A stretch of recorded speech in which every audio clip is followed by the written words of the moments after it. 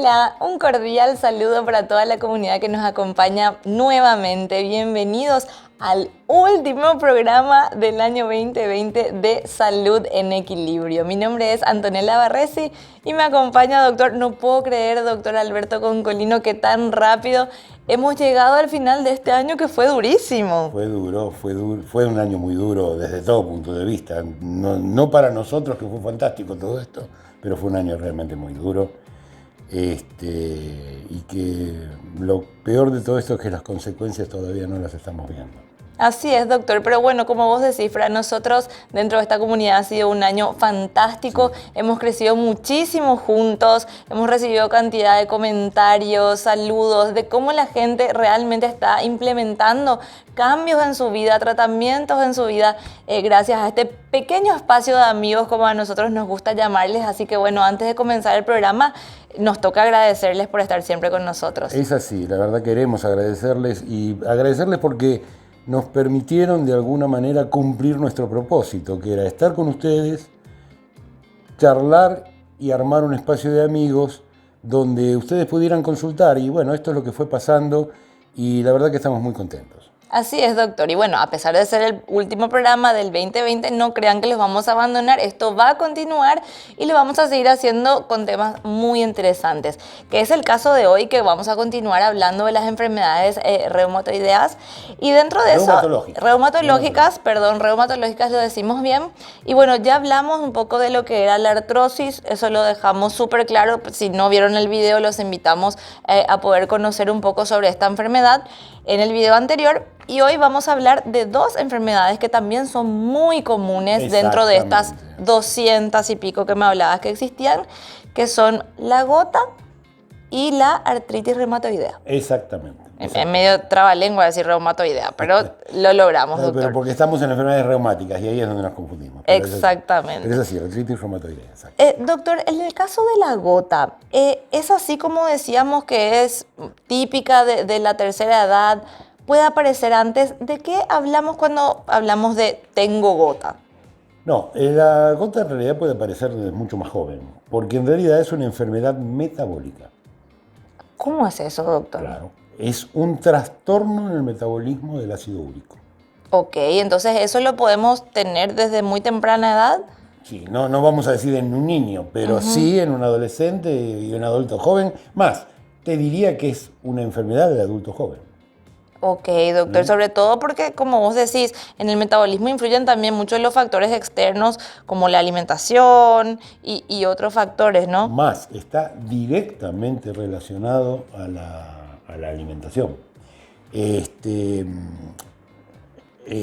Por eso decimos que es una enfermedad metabólica. En realidad lo que ocurre es, bueno, pero ¿qué tiene que ver? La idea es ¿por qué la alimentación puede llegar a provocarnos un dolor articular? Bueno, porque lo que ocurre es que el ácido úrico crea unos cristales que terminan depositándose. Por eso es importante lo que decía Anto, hay que haber visto el programa anterior. Que se depositan dentro de la articulación, estimulan a una membrana que tiene la articulación, que es la membrana sinovial, y eso provoca un proceso inflamatorio de tipo metabólico. Es decir, la articulación se inflama debido a esos cristales de ácido úrico que, en vez de eliminarse por orina y por materia fecal, el 85% por orina, el 15% por materia fecal, sí quedan depositados en las articulaciones, sobre todo en las grandes articulaciones.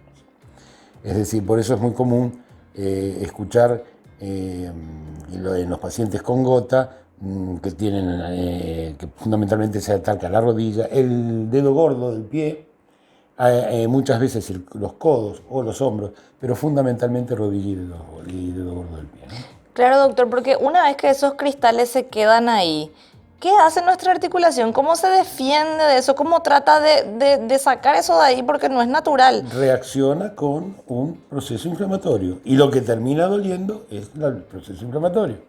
Claro, doctor. Entonces, bueno, cuando hablamos de esta enfermedad, ¿hay otros síntomas aparte de esa inflamación o son solamente esos que mencionábamos recién? No, dolor. En realidad, como es un proceso inflamatorio, va a dar dolor, que es muy importante. El dolor realmente es un dolor, algunos lo llaman dolores de parto, para que tengan una idea de lo importante que es el dolor. Wow. El paciente, y para los amigos que lo hayan sufrido, algunos de ustedes que hayan tenido un ataque de gota, la sábana duele. Wow. Que la sábana se apoye en un dedo gordo, por ejemplo, de un pie, duele. Qué Increíblemente. Por supuesto, es invalidante, la articulación se pone roja porque es un proceso inflamatorio, también se pone tumefacta, es decir, se hincha discretamente, y entonces así de esa manera tenemos hinchazón, dolor, se pone roja, es decir, ruborización, los signos típicos de los procesos inflamatorios, en este caso articulares. Entiendo, doctor. ¿Y cómo se hace entonces ese diagnóstico? Porque hasta ahora todo lo que me estás contando se escucha mucho a lo que habíamos hablado cuando hablamos de artritis. Sí, claro, porque es una artritis. Claro, entonces, ¿cómo se hace esa diferencia en el diagnóstico de una gota con una artritis? Ya solamente con el diagnóstico de imágenes que me comentabas la última vez. No, prácticamente la imagen nos va a dar 0. Acá es mucho más importante el laboratorio y la clínica. Es decir, una de las cosas que tiene la gota es de aparición muy brusca, generalmente de noche. Claro, porque ahí ya comimos todo lo que teníamos que no comer. Generalmente de noche. Y tiene mucho que ver, en el trastorno del metabolismo del ácido úrico, tiene mucho que ver también el hecho de el tipo de alimentación. Por ejemplo, esto tiene que ver con el metabolismo del ácido úrico, proviene de una proteína que son las purinas. Entonces, lo que hay que tratar de evitar son los alimentos que tienen purinas. Por ejemplo, la carne, es decir, los embutidos, el tomate. Son alimentos que tienen mucho. Hablo para aquellos pacientes que tienen este trastorno, ¿no es Claro, cierto? claro. Y la pregunta que vos me hiciste, que yo medio me fui, es cómo se diagnostica. Bueno, se diagnostica primero clínicamente, como pasa con cualquier enfermedad. La clínica siempre es soberana. Los médicos debemos tratar personas, pacientes, no papeles. Los papeles son para corroborar un diagnóstico que ya tenemos prefijado en la cabeza o para desecharlo, no para tratar los papeles. Pero además de eso, fundamentalmente uno de los exámenes que hay que hacer justamente es el ácido úrico en sangre, es decir, la uricemia. Cuando esto da por encima de 7 y tenemos esta sintomatología, prácticamente el diagnóstico está hecho. Es decir, ácido úrico alto, con esa sintomatología que decimos, prácticamente está hecho el diagnóstico. Y el tratamiento, además de evitar todos estos alimentos que acabo de decir, es realmente muy sencillo. Antiinflamatorios, hay algunos mejores que otros, pero no es nuestra tarea hoy decir, ni nuestra tarea desde acá, dar nombres ni dosis. Eso ustedes saben que a lo largo de todo este ciclo no lo hemos hecho. Y no lo hemos hecho de adrede, porque evidentemente nosotros no podemos, es decir, el paciente tiene que concurrir al profesional que quiera y que lo pueda guiar, porque no se trata nada más que de tomar algo porque mi vecina lo tomó y le hizo bien. Entonces, sí, en aquellos pacientes que ya tienen gota, bueno, traten de evitar los alimentos, el alcohol y sobre todo la cerveza. Está bien que yo sé que acá no tomamos cerveza, así que no se toma, así que no hay mucho problema con eso, pero realmente entre la cerveza y el vino, lejos vino. La cerveza es nefasta para el paciente que tiene gota. Entiendo, doctor. Y a ver, si alguno se quiere hacer el cabezudo, ¿verdad? Y no sigue ese tratamiento, ¿puede tener alguna complicación mayor? No de tipo sistémica, pero sí se puede dar una cosa que se llama tofo gotoso, que son unas especies de pelotitas que empiezan a aparecer, que son acúmulos de ácido úrico, que inclusive hay que tener cuidado que no se rompan porque después son de difícil cicatrización, pero no va a traer fuera del dolor o la posibilidad de cálculos renales no va a traer otra complicación más que el dolor, pero les puedo garantizar que el paciente que ha tenido, y alguno de ustedes lo sabe perfectamente bien, que ha tenido un ataque de gota, es intolerable. Es decir, no se puede pasar una semana con un ataque de gota. Claro, el cuerpo se defiende solo, doctor, No hay eso lo forma, sabemos. no hay forma. Bueno, doctor, yo creo que ha quedado más que claro de qué se trata la gota, pero bueno, dentro de estas enfermedades reumáticas tenemos algunas enfermedades que son un poco más complicadas y, como vos nos decías en el anterior programa, sistémicas. Así es. Y es el caso de esta enfermedad que vamos a discutir ahora. La artritis reumatoidea. Ya decir el nombre ya es complicado. Artritis reumatoidea. ¿De qué se trata la artritis reumatoidea, doctor? Bueno, la primera cosa que debemos tener en cuenta en la artritis reumatoidea es que es una enfermedad inflamatoria crónica. Es decir, que no se cura. Es decir, que es progresiva, que es de difícil tratamiento o de difícil cura y que seguramente va a ir empeorando con el tiempo si no hacemos algo para poder modularla. Es decir, al hablar de inflamación veníamos bien, porque recuerden que la inflamación nos defiende, Sí. hasta que le agregué la palabra crónica. Inflamación crónica es sinónimo de verdaderos problemas y verdaderas enfermedades. A esto se le agrega el fenómeno que esta es una enfermedad de tipo autoinmune. Es decir, recuerdan cuando hablamos allá al principio del ciclo que lo que es una enfermedad autoinmune es una enfermedad que nuestro sistema inmunitario, que es un sistema que tenemos para que nos defienda de alguna manera de las agresiones del medio externo, se nos vuelve en contra. En este caso, en contra de las propias moléculas y sustancias que tenemos en las articulaciones. Tenemos una plaquita sobre la que vamos a charlar un poco, y vos comentaste que esta era una enfermedad sistémica. ¿Qué quiere decir que es sistémica? Quiere decir que no es una enfermedad que ataca nada más que a las articulaciones, como las que veníamos hablando hasta ahora, sino que ataca a una proteína que es el colágeno, proteína amada por las mujeres, pero que en este caso es un verdadero problema. ¿Por qué?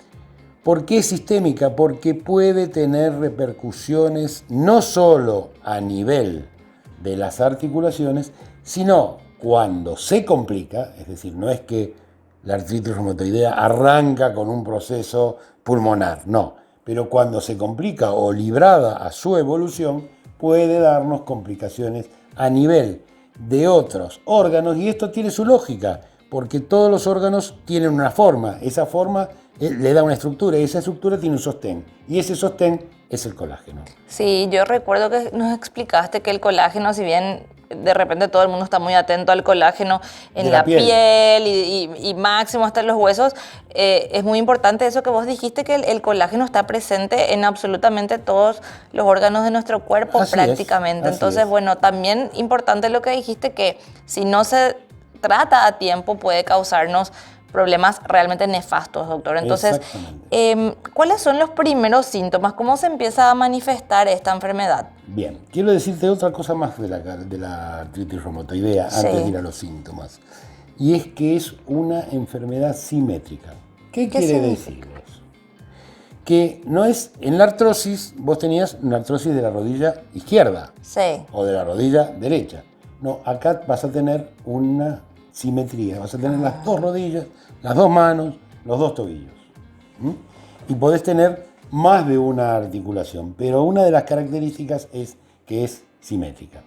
Y otra característica muy importante es que fundamentalmente, una vez más, es una patología de las mujeres. No nos sale bien. No quiere decir que los hombres no tengamos artritis reumatoidea, pero la proporción es 4:1 a 5:1.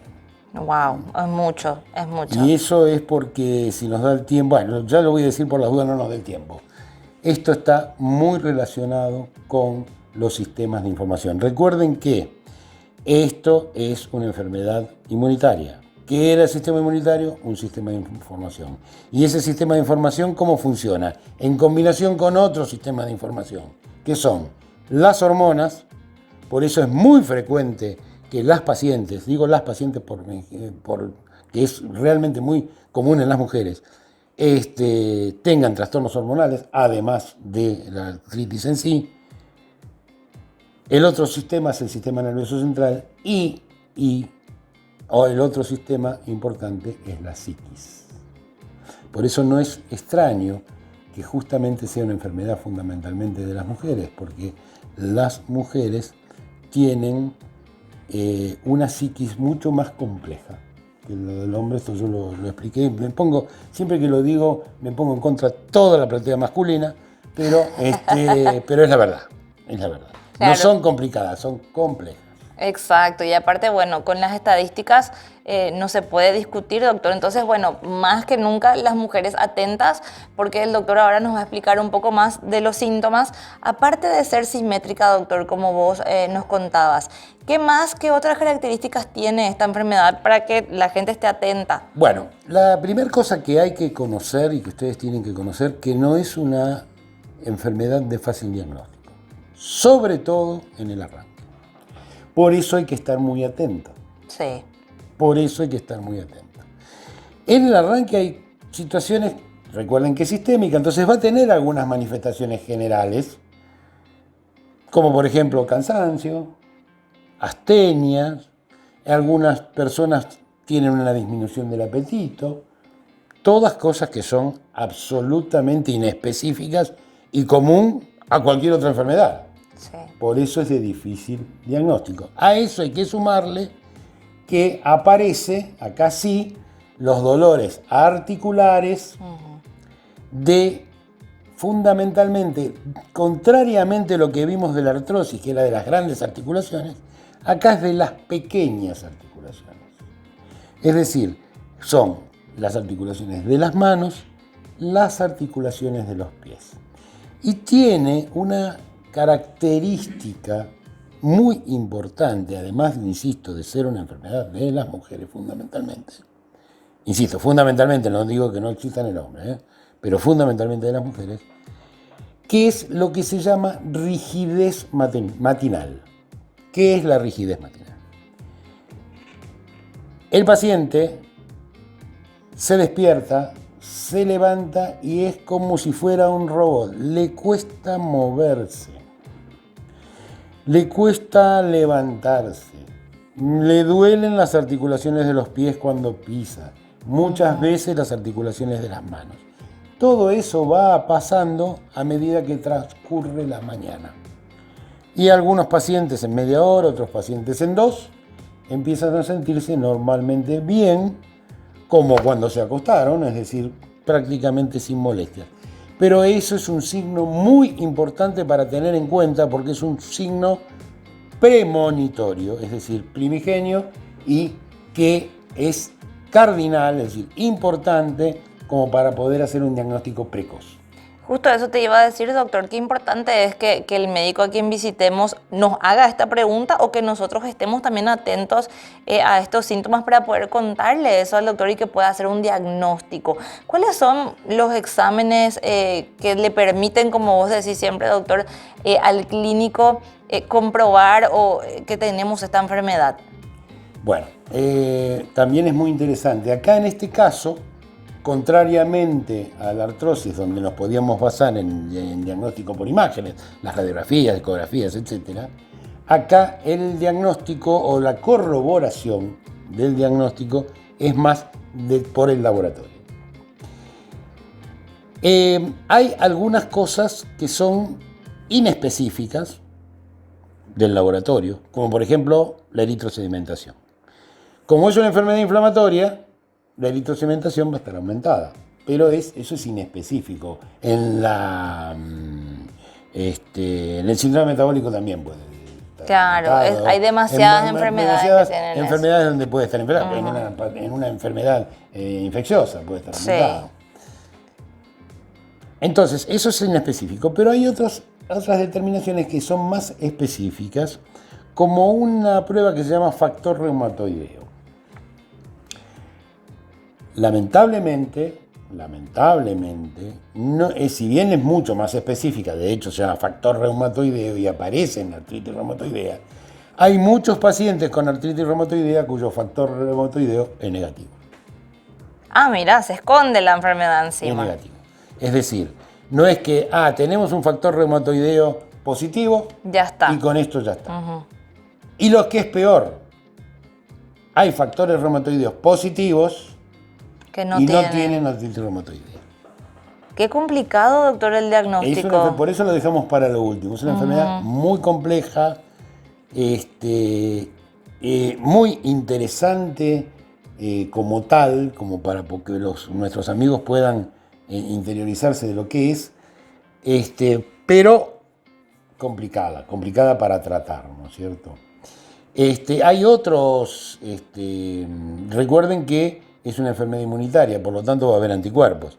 Entonces se pueden medir unos anticuerpos que se llaman antipéptidos citrulinados, y esa sí es bastante más específica, y si es positiva, podemos decir que en un 70-80% de las veces el paciente está transitando una artritis reumatoidea. Insisto, los síntomas son inespecíficos.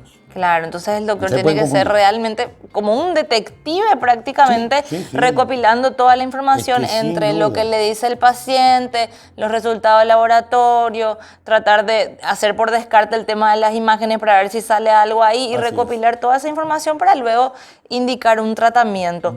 ¿Cuál es el tratamiento, doctor? Una vez que, bueno, el doctor, que es un capo, logra diagnosticar esta enfermedad tan complicada. Mira, yo te voy a decir una cosa. Esto tiene, otra vez más, como pasa con la artrosis, el tiempo no es un buen aliado nuestro.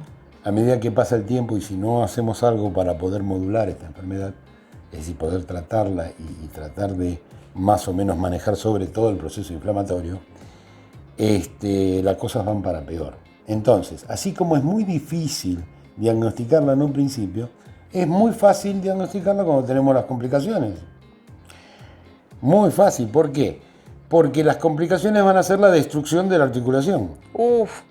Entonces, y muchas veces de todo lo que tiene que ver con los ligamentos, de todo lo que tiene que ver con músculos. Y fíjense lo que pasa. Si nosotros tenemos destrucción ligamentaria, es un camino abierto para que en esa articulación también hagamos procesos artrósicos. Recuerdan que en el programa de la semana pasada, cuando hablamos de artrosis, dijimos que una de las causas fundamentales de la artrosis era la inestabilidad ligamentaria. Y esto ocurre también en la artritis reumatoidea, pero ya como complicación, no como arranque del problema. Quiere decir de que hay varios signos, lamentablemente ya nos están haciendo señas de que estamos con poco tiempo, pero es muy interesante cómo se van dando ciertas y determinadas cosas que ahí sí es muy fácil de diagnosticar, pero ya por la complicación. Claro, por las complicaciones. Es muy importante entonces que nosotros estemos atentos a los síntomas y que el médico también. Doctor, bueno, y una vez que se detecta algo del tratamiento, ¿no? Sí, que se detecta esta enfermedad, ¿hay algunos medicamentos, fisioterapia? ¿Es algo combinado que tenemos que hacer? Desde la medicina ortomolecular me imagino que también tendremos tratamientos para esto. ¿Cómo se hace una vez que, bueno, lamentablemente a uno le detectan esta enfermedad? Querida Anto, para contestarte esa pregunta necesito otro programa. Pero imposible. Cortito por lo menos, doctor, cortito. Voy a hacerlo cortito. Sí, porque hay muchas cosas, inclusive cirugías.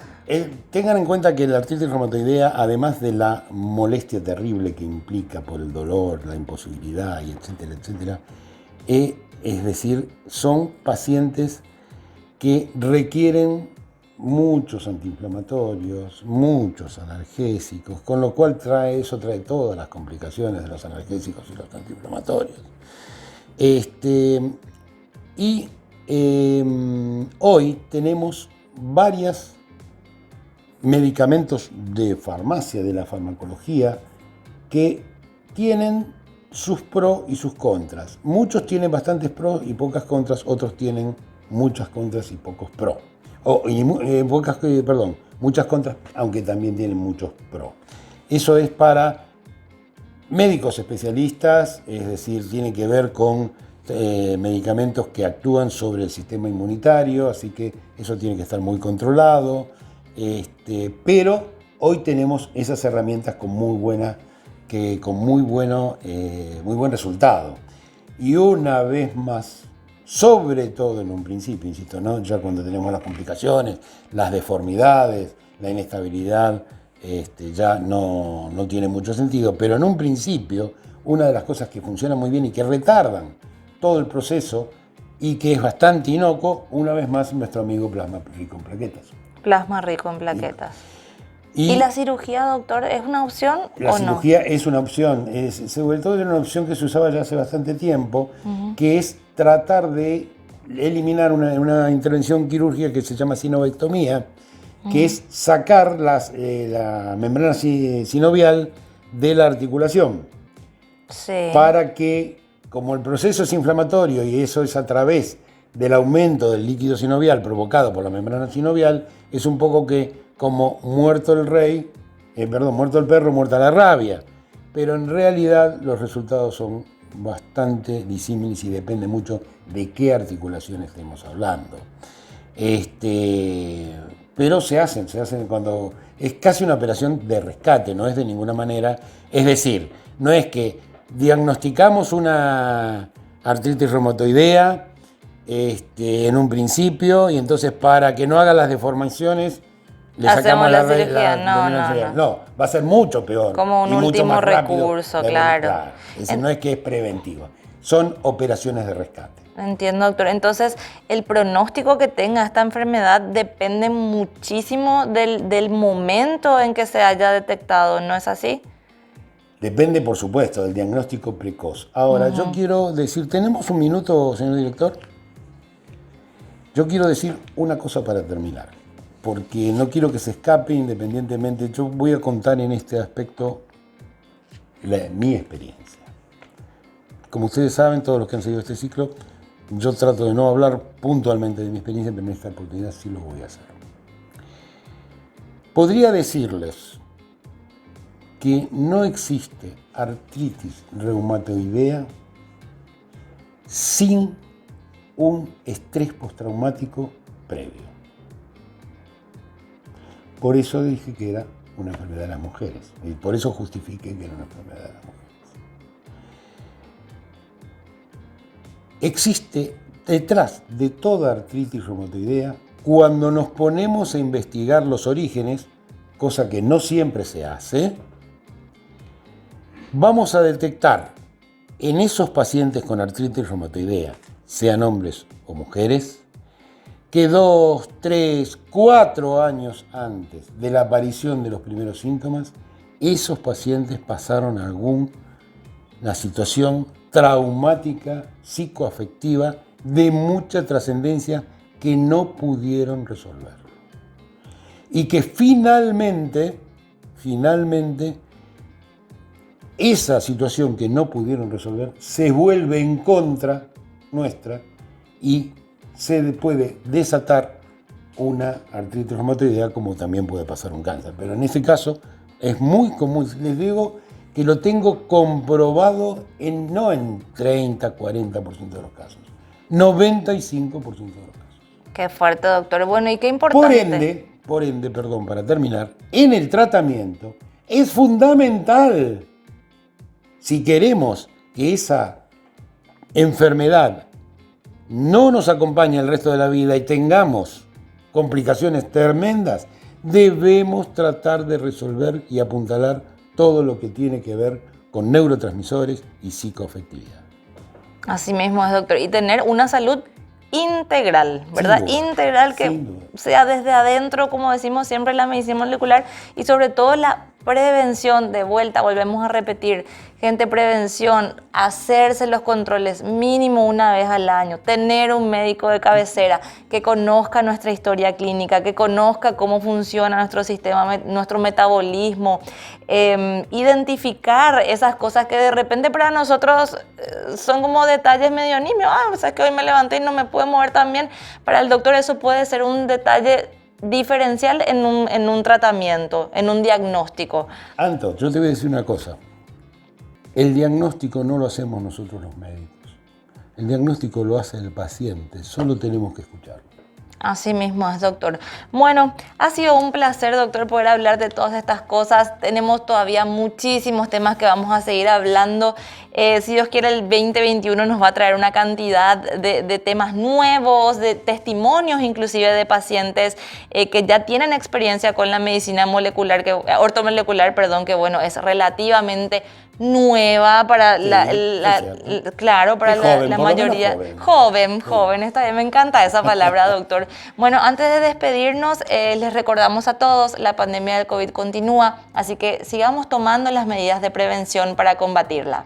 Que como ustedes ya saben, debemos lavarnos las manos, debemos utilizar alcohol, líquido o gel al 70%, debemos utilizar mascarillas o tapabocas o barbijos y sobre todo mantener la distancia sanitaria, es decir, estar a 1,5 metros a 2 metros de con quien estamos interactuando. Así es, doctor. Bueno, personalmente quiero decir que ha sido un placer poder haber trabajado con todo este equipo, con el doctor, con Gerardo que está ahí siempre detrás de cámaras, con las chicas, que bueno, están también en todo lo que es el tema de la producción. Un agradecimiento muy, pero muy puntual para ellas también y sobre todo a ustedes que son el motivo por el cual trabajamos, para que les llegue a este espacio, para que tengan educación, para que tengan opciones y sobre todo la posibilidad de elegir tener una vida plena en equilibrio y libertad, doctor. Muchísimas gracias. Hago mías las palabras de Anto para no repetir. Muy agradecidos a todo nuestro equipo, con toda sinceridad y fundamentalmente a ustedes. Gracias. Muchas gracias. Será hasta la próxima. No dejen de acompañarnos. Nos vemos en el 2021. Chao, chao. Chao.